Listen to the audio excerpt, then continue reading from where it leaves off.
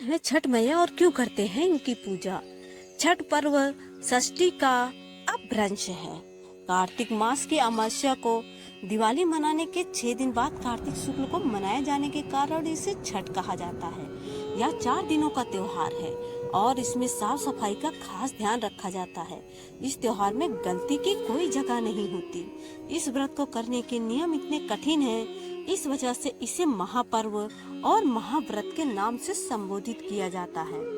मान्यता है कि छठ देवी सूर्य देव की बहन है और उन्हीं को प्रसन्न करने के लिए जीवन के महत्वपूर्ण अवयवों में सूर्य व जल की महत्ता को मानते हुए इन्हें साक्षी मानकर भगवान सूर्य की आराधना तथा उनका धन्यवाद करते हुए माँ गंगा, यमुना या किसी भी पवित्र नदी या पोखर, तालाब के किनारे या पूजा की जाती है। षष्ठी माँ यानी छठ माता बच्चों की रक्षा करने वाली देवी है। इस व्रत को करने से संतान को लंबी आयु का वरदान मिलता है। मार्कंडेय पुराण में इस बात का उल्लेख मिलता है कि सृष्टि के अधिष्ठात्री प्रकृति देवी ने अपने आप को 6 भागों में विभाजित किया है। इनके छठे अंश को सर्वश्रेष्ठ मातृ देवी के रूप में जाना जाता है, जो ब्रह्मा की मानस पुत्री है।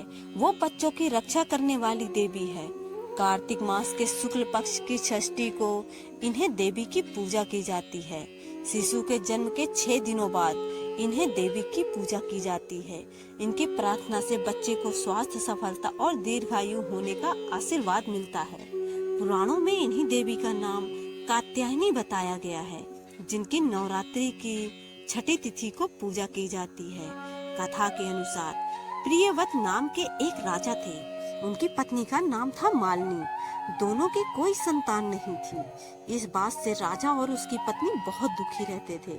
उन्होंने एक दिन प्राप्ति की इच्छा से महर्षि कश्यप द्वारा पुत्रेष्टि यज्ञ करवाया।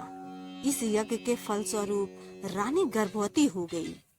9 महीने बाद संतान सुख को प्राप्त करने का समय आया तो रानी को मरा हुआ पुत्र पैदा हुआ। इस बात का पता चलने पर राजा को बहुत दुख हुआ। संतान शोक में वह आत्महत्या का मन बना लिया। लेकिन जैसे ही राजा ने आत्महत्या करने की कोशिश की, उनके सामने एक सुंदर देवी प्रकट हुई। देवी ने राजा को कहा, मैं छठी देवी हूँ। मैं लोगों को पुत्र का सौभाग्य प्रदान करती हूँ। इसके अलावा जो सच्चे भाव से मेरी पूजा करता है, मैं उसके सभी प्रकार के मनोरथ को पूर्ण कर देती हूँ। यदि तुम मेरी पूजा करोगे तो मैं तुम्हें पुत्र रत्न प्रदान करूंगी।